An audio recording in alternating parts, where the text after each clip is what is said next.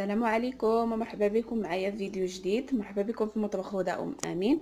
ان شاء الله اليوم غادي نشارك معكم الطريقه ديال السردين كيف تندير له. غادي نحتاجو كميه تاع السردين تقريبا، انا هنا عندي كيلو ونص، وغنحتاجو غنديرو معاه ازير او اكليل الجبل، نص معلقه تاع البزار وجوج فصوص تاع الثوم مقطعوهم هكا شرائح طوال، نص كاس ديال زيت الزيتون، وغنحتاج نص كاس ديال الحامض وفلفله حاره وحده اختياريه والملحه. دابا ان شاء الله غادي نغسلو السردين تاعنا. انا نشارك معكم الطريقه تاعي كيف تندير نغسلو. فاش تنغسلو تنوضعو في اناء هنا فيه الماء، وتندير معاه معلقه د الملحه وشويه تاع الخل. انا غنشارك معكم الطريقه ان شاء الله. ان شاء الله غادي نغسلو الحوت تاعنا. في هذا الماء هذا غادي ندير فيه معلقه تاع الملحه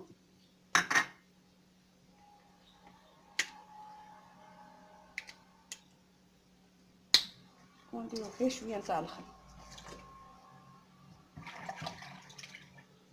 دابا غنغسلو الحوت نتاعنا بحال هكا. بالنسبه للمبتدئه تما تبارك الله كلشي تعرف يغسل الحوت. انا غادي نحيد له السنسور نتاعو بحال هكا، وغادي نوضعوه بداك الماء اللي دايره فيه الماء والخل. نعاود معكم.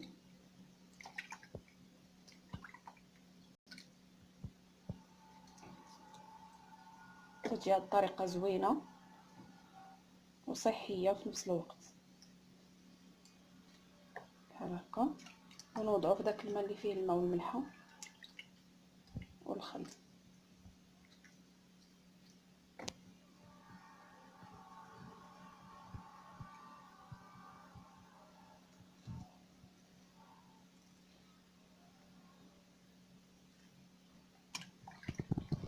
احسن يكون السردين يكون طري، وما كان طري تتجي هاد الوصفه زوينه. انا غنبقى هكا غنستمر حتى نكمل هاد الكميه كامله اللي عندي باش ما يجيكمش الفيديو طويل، ونعاودو ان شاء الله نتلاقى. انا من بعد ما كملت السردين ديالي كامل غسلته هانتوما كما تشوفوا بداك الماء والخل، غنبدا نحيدو منه بحال هكا، نشلو ونوضعو في ماء نقي هكا، ندوزو كامل بحال هكا ونشلو بحال هكايا، ونوضعو في شبكه باش يقطر. هانتوما نحيدو من هذا الماء، شي ديك الملحه والخل شي كترجعوه، وفي نفس الوقت يتشرب الملحه تيجي بنين من الداخل. غنبقى هنا هكا حتى نشللو كامل ونخليه يقطر مزيان، ونوريكم الطريقه نتاع الطياب ديالو ان شاء الله. الحوت نتاعي ها هو من بعد ما درتو يتقطر في الشبكه، هانتوما كيف ما تشوفوا نخليوه حتى ينشف مزيان. دابا ان شاء الله غادي نعصر نص كاس ديال الحامض. الصراحه دغيا تيوجد راه ساهل.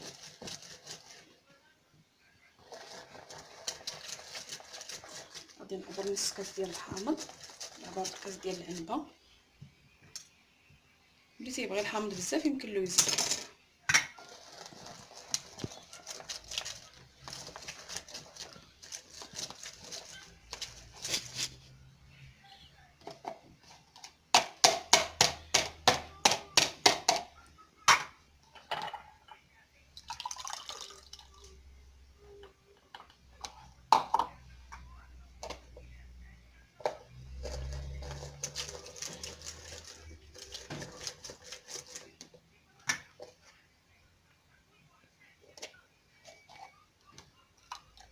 نص كاس ديال الحامض.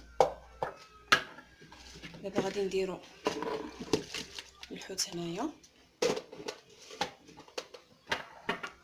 وغادي نضيفو عليه شويه تاع الملحه، غير شويه حيت هو اصلا راه دايرين فيه الملحه، ونخلطوه بحال هكا.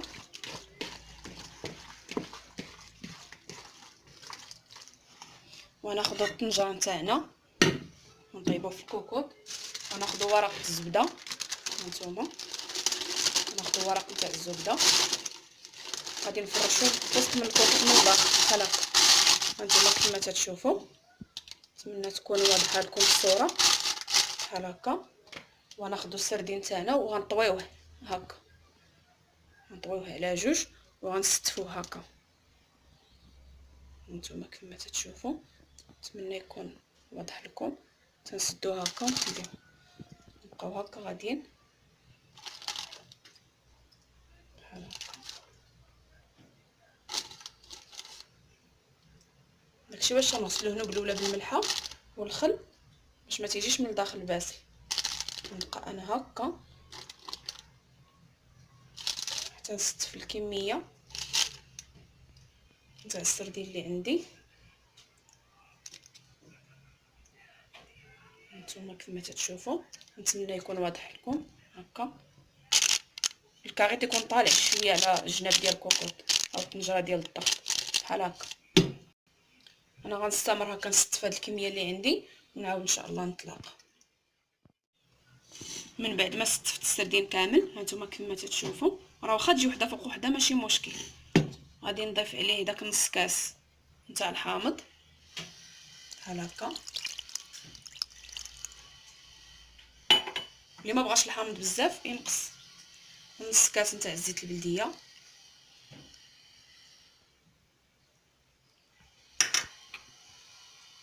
ونص معلقه نتاع البزار، هي نص معلقه. وغادي نضيف جوج فصوص ديال الثومه اللي مقطعاهم شرائح. اللي بغى يحكها يحكها، اللي ما تيبغيهاش هكا باينه يمكن له يحكها الحكاكه رقيقه. وغادي نضيفو فلفله حاره نتاعنا، وغادي نضيفو اكليل الجبل او ازير بحال هكا.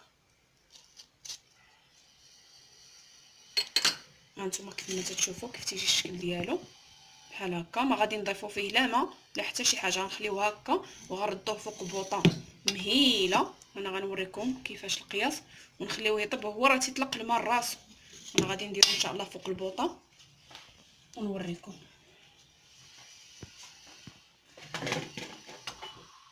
هما كما تتشوفوا العافيه راه مهيله. غادي نطفق منها الطنجره نتاعي وغادي نغطيها، ما تجهدوش عليه البوطه. وغادي نغطيها دابا، هي غادي تبدا تصفر واحد شويه. غادي نعريه ونخليه. انا غادي نوريكم ان شاء الله. دابا غنسد عليه غير تبدا كوكوط تصفر، نحس بها غادي تدور. غادي نحيدو من فوق من البوطه وغادي نعريه باش نوريكم ان شاء الله شنو غادي نديرو من بعد. هانتوما كيفما تتشوفوا هي بدات تصفر الكوكوط. حليته، شوفوا شحال ديال الماء تيطلقها. شتي واخا نعطيبتو راه ما درنا فيه لا ما لا حتى شي حاجه. شتي دابا غادي نخليوه فوق البوطه ونعريوه، ما نغطيوش الكوكوط، نخليوه محلوله ونخليوه حتى يتقلى. اللي تيبغي هاد لاصوص يخليه، اللي بغاه يخليه حتى ينشف يخليه حتى ينشف. انا غادي نخليه يشرب غير شي شويه ونخلي فيه هاد المرق، حيت الولاد ديالي تيبغيو هاد لاصوص ديالو. يلا انا نخليه تيتقلى شويه ونعاود نتلاقى معكم. ها نتوما كما تتشوفوا ها هو تقلى، ما بقاش فيه داك المرق كي كان. فاش نعريوه تنجهدوا عليه البوطه، ما تنخليوهاش قليله بحال الاولى، وتنبقاو نميلوه بحال هكا. ديك المرق تتهبط من تحت من الكاغيط فاش دغيا دغيا تيتقلى لكم.